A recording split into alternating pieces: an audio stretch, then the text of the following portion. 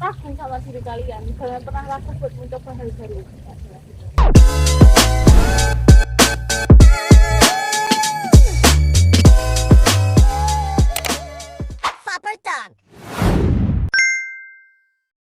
Halo Fezen, welcome back to Paper Talk Podcast. Nah, seperti yang kita tahu, bahwa perkuliahan nggak hanya soal kuliah, tugas, dan laporan, tapi juga tentang bagaimana kita bisa berkembang dan berprestasi di luar kelas. Banyak banget nih mahasiswa pertanian yang sukses menorehkan berbagai prestasi, mulai dari karya tulis ilmiah, debat, maupun inovasi pertanian. Nah, di episode kali ini kita bakal ngobrol santai tapi penuh insight bersama sosok inspiratif yang berhasil membuktikan bahwa sibuk kuliah bukan halangan untuk tetap berprestasi. Bersama saya, Oriza Rehta, mahasiswa pertanian angkatan 24, dan kita akan berbincang bersama Mbak Karin Nadia. Halo Mbak Karin. Halo teman-teman FPZ. Mbak Karin dikenal sebagai mahasiswa aktif yang berhasil menjuarai berbagai lomba nasional dan pernah menjadi delegasi kampus dalam kompetisi inovasi pertanian. Selain dikenal sebagai mahasiswa aktif, Mbak Karin juga berprestasi dan meraih beasiswa Genbi dari Bank Indonesia. Wah, keren banget ya Mbak Karin ya. Dan di tengah kesibukan kuliah tetap bisa membagi waktu dan menorehkan prestasi yang membanggakan. Oke, mungkin langsung saja ya masuk ke segmen 1. Mbak Karin, banyak nih mahasiswa yang sebenarnya pengen ikut lomba, tapi bingung harus mulai dari mana gitu. Dan kalau dari Mbak Karin sendiri, awalnya bagaimana sih bisa terjun ke dunia perlombaan dan apa yang memotivasi kakak waktu itu? Oke, sebelumnya terima kasih banyak ya buat teman-teman semuanya sudah memberikan aku kesempatan di hari ini buat sharing-sharing sebelumnya.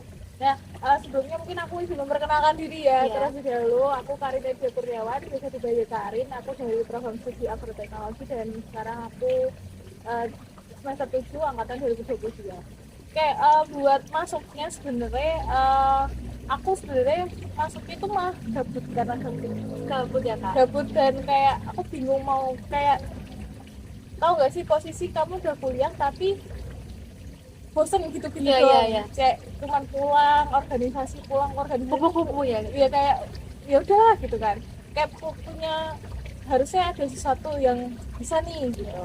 Nah akhirnya kayak gabut dan kebetulan di saat itu tuh aku diajak sama temanku, terus aku kayak mikir kayak oh ini kesempatan bagus nih gitu. Jadi ya udah akhirnya aku mau ngambil dan why not, kenapa enggak gitu, kayak untuk dicoba gitu. Akhirnya ya kan coba. Wah. Nah, buat teman-teman Evazen bisa nih jadi motivasi buat ajak temennya atau ikut lomba begitu.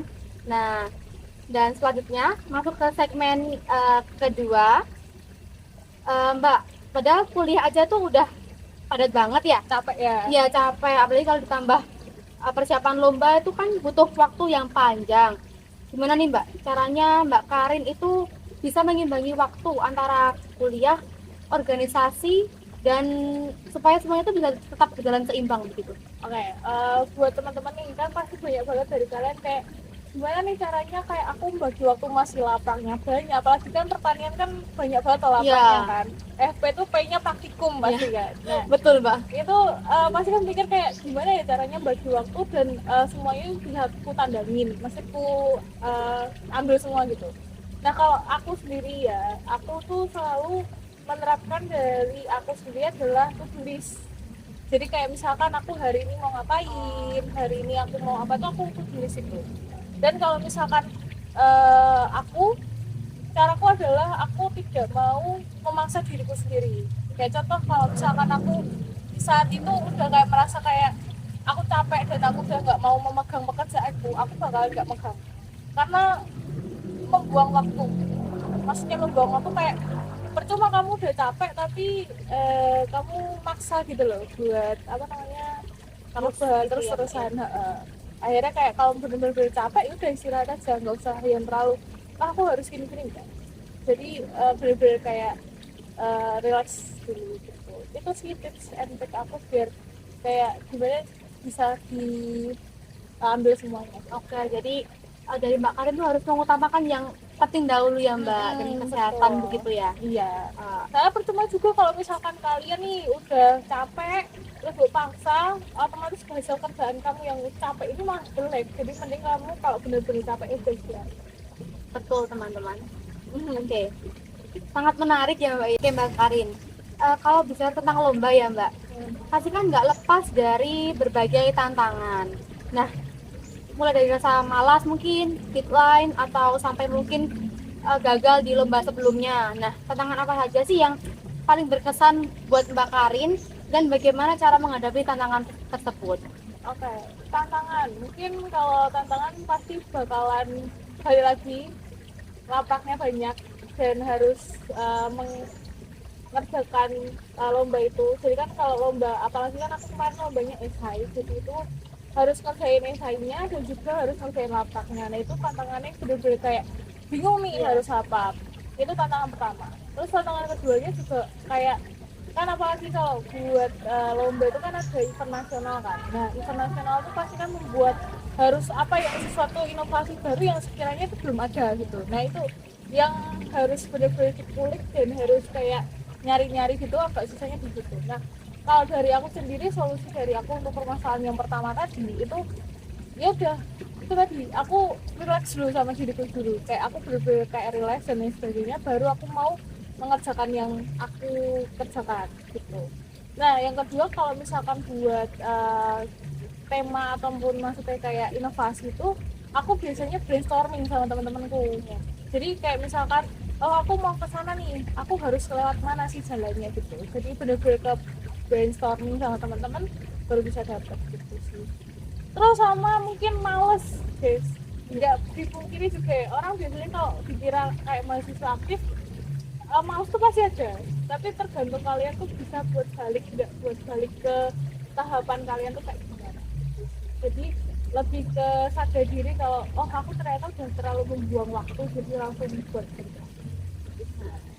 Itu teman-teman FPZN ya, jangan terlalu membuang waktu dan jangan malas. Oke, ini yang paling ditunggu-tunggu nih Mbak, dari banyak pertanyaan dari FPZN. Nah, bisakah Mbak Karin kasih tips and tricks lagi biar banyak mahasiswa yang ingin menembus dan menang lomba walau di tengah kesibukan kuliah begitu Mbak? Oke, tips and trik menang lomba. Sebenarnya nggak ada tips and trik sih, jujur banget. Ya mungkin aku lebih memberi saran ke kalian atau masukan atau mungkin pesan buat kalian yang mau memulai lomba. Mungkin kalau misalkan kalian ragu sama diri kalian, jangan pernah ragu buat mencoba hal baru. Jadi kalau misalkan ada kesempatan nih di depan kalian, coba aja. Kamu jangan pernah kayak nanti aku kayak gini, nanti kayak gini. Ya itu jangan. Kayak hindarin apa ya sekiranya kalian raguin. Belum tentu apa yang kalian raguin itu kalian terjadi gitu. Ubah mindset kalian dari negatif menjadi positif. Jadi kalau memang kalian mau mencoba hal itu, cobalah selama itu hal yang baik. Oke, jadi jangan ragu ya teman-teman, mulai dari mana dulu. Oke, yang terakhir nih Kak, apa pesan dari Mbak Karin lagi buat mereka yang pengen mencoba ikut lomba dan mereka tuh masih ragu atau belum percaya diri gitu Kak? Oke, mungkin pesan dari aku itu adalah di saat kalian ragu, kebanyakan kalian ragu untuk memulai sesuatu hal, itu adalah di saat itu juga banyak orang yang udah stuck duluan di kalian. Jadi jangan menunda apa yang sebenarnya kalian bisa lakukan di saat itu.